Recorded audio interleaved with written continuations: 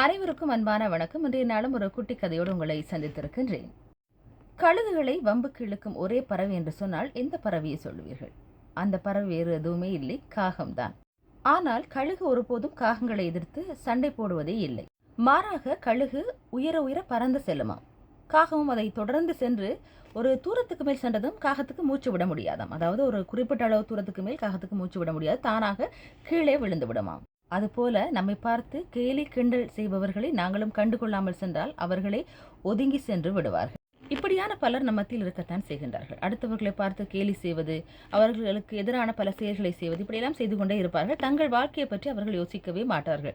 தங்கள் வாழ்க்கையில் எப்படி முன்னேறலாம் என்று நினைக்கவே மாட்டார்கள். இப்படியான நிறைய பேர் நம்ம மத்தியில் இருக்கத்தான் செய்கின்றார்கள். அதே போலத்தான் இந்த கதையும் நாங்கள் உதாரணமாக சொல்லலாம். என்று சொன்னால் கழுகு எதையுமே கண்டுகொள்வதில்லை. அது உயர உயர செல்லும் போது இந்த காகம் சண்டைக்காக துரத்தி செல்கிறது. ஆனால் அது முடியவில்லை. அதே போலத்தான் நம்மை துரத்தி நம்மை வாழ்க்கையில் இல்லாமல் ஆக்க செய்யும் பலர் நம்ம மத்தியில் இருக்கலாம். எனவே அவர்களை நாங்கள் கண்டுகொள்ளாமல் இலக்கை நோக்கி பயணித்தாலே நாங்கள் நிச்சயமாக வாழ்க்கையில் வெற்றி பெறலாம்.